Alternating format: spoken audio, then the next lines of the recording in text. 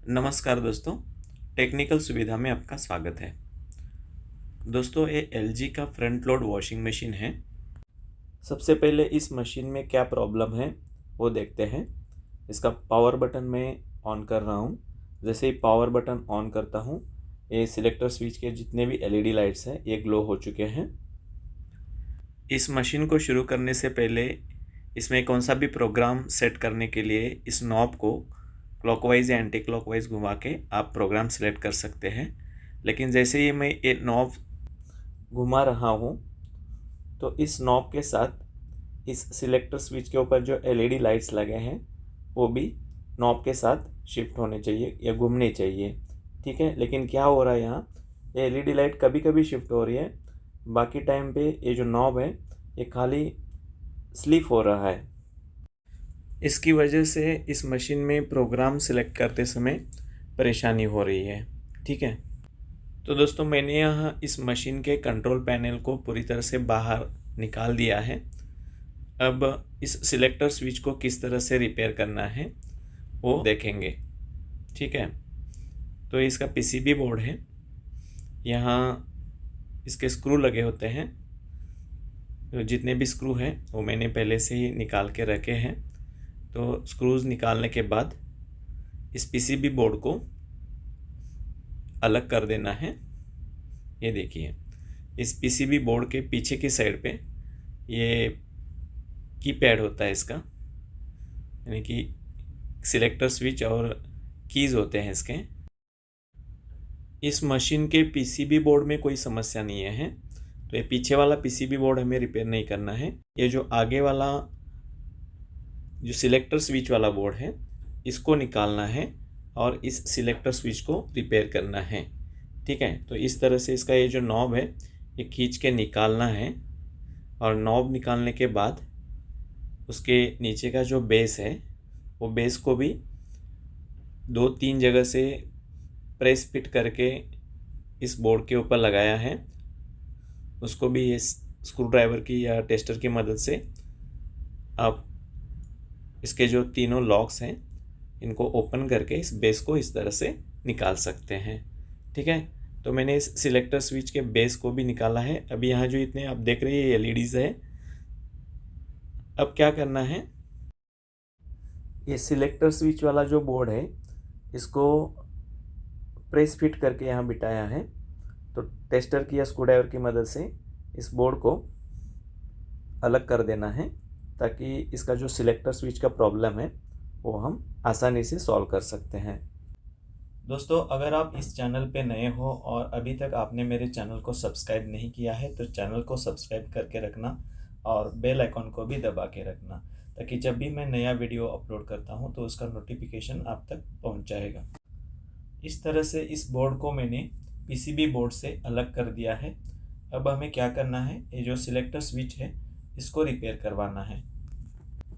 मैं इस selector switch को थोड़ा झूम करके आपको दिखाता हूँ। ठीक है, ये जो सिलेक्टर स्विच है इसको पीछे की साइड से 5 जगह सोल्डरिंग किया हुआ है। यहाँ से पहले इसको डीसोल्डर करना है।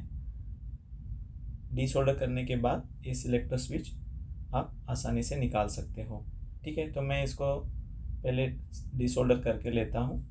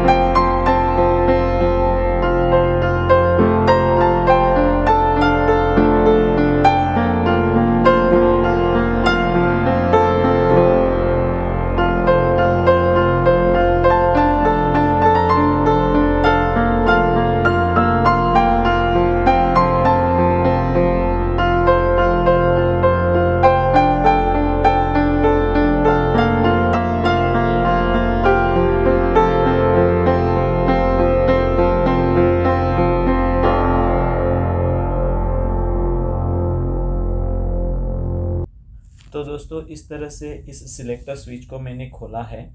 अब क्या करना है, देखो ये जो सिलेक्टर स्विच के जो स्लाइडिंग कॉन्टैक्ट पॉइंट्स है उनके ऊपर थोड़ी सी पाउडर आ जाती है, इसलिए इसका जो कनेक्शन है वो हो नहीं पाता है। अब हमें क्या करना है, पॉलिश पेपर की मदद से थोड़ा सा घिस के ये जो कॉन्टैक्ट पॉइंट्स हैं इनको साफ़ करना है और थोड़ा WD-40 नहीं तो कोई भी क्लीनिंग सॉल्यूशन लेके साफ़ करके कपड़े से पोंछ के लेना है, ताकि ये जो कनेक्शंस है ये ठीक तरह से इसके हो सके। ठीक है, तो ये मैं पहले सब प्रिपेयर करके फिर इसको असेंबल करके आपको दिखाता हूँ ये किस तरह से स्विच काम करता है।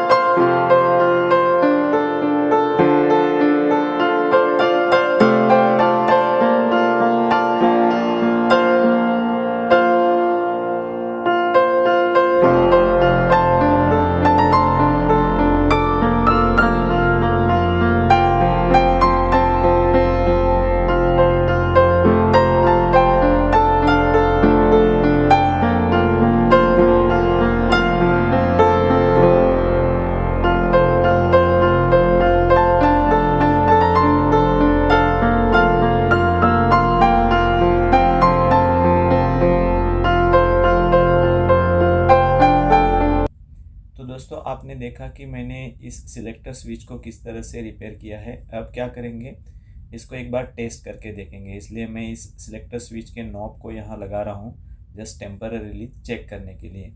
और इस बोर्ड में फेज़ और न्यूट्रल सप्लाई हम बाहर से दे देते हैं और इस बोर्ड को ऑन करके ये नॉब को घुमा के देखते हैं कि जो पहले प्रॉब्लम था इस सिलेक्टर स्विच में, जो कि ये नॉब स्लिप हो रहा था, तो वही प्रॉब्लम जो है वो सॉल्व हुआ कि नहीं वो हमें चेक करना है। ठीक है, मैंने बोर्ड को ऑन किया है, इसके LED लाइट्स भी जल चुके हैं। आप यहाँ देख सकते हो, जैसे ही मैं नॉब घुमा रहा हूँ वैसे वैसे ये LED लाइट्स शिफ्ट हो रही है। इसका मतलब जो पहले जो प्रॉब्लम था वो सॉल्व हो गया है। अब हम क्या करेंगे, इस बोर्ड को वापस असेंबल करेंगे और मशीन में फिट करेंगे और मशीन में फिट करने के बाद एक बार वापस आपको ये सिलेक्टर स्विच ऑपरेट करके प्रोग्राम सिलेक्ट करके आपको दिखाता हूँ। ठीक है, तो चलिए मैं इस बोर्ड को जोड़ देता हूँ।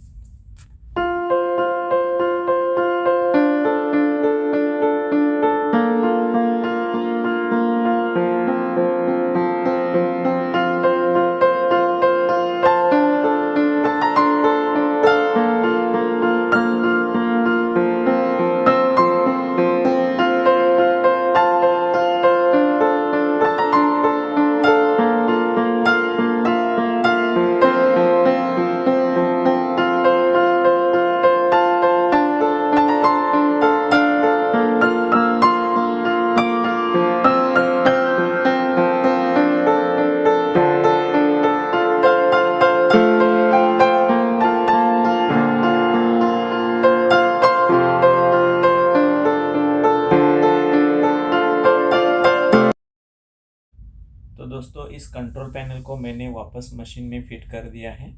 अब मशीन स्टार्ट करके इसके प्रोग्राम सिलेक्ट करके देखते हैं।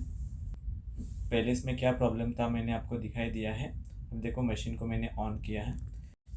अब इस सिलेक्टर स्विच को मैं घुमा के देख रहा हूँ, ये बिल्कुल ठीक तरह से काम कर रहा है। जैसे जैसे मैं नॉब को घुमाता हूँ वैसे वैसे एलईडी लाइट ठीक तरह से शिफ्ट हो रही है। ठीक है दोस्तों, इस तरह से इस कंट्रोल पैनल में जो प्रॉब्लम था वो हमने सॉल्व कर दिया है। आपको ये वीडियो कैसा लगा मुझे कमेंट बॉक्स में ज़रूर बता देना। और वॉशिंग मशीन के बारे में आपको कुछ भी डाउट्स हैं या आपके कुछ कमेंट्स हैं तो मुझे कमेंट बॉक्स में भी आप पूछ सकते हो। ठीक है दोस्तों, तो चलिए मिलते हैं नेक्स्ट वीडियो के साथ। तब तक आपका दिन शुभ हो। धन्यवाद।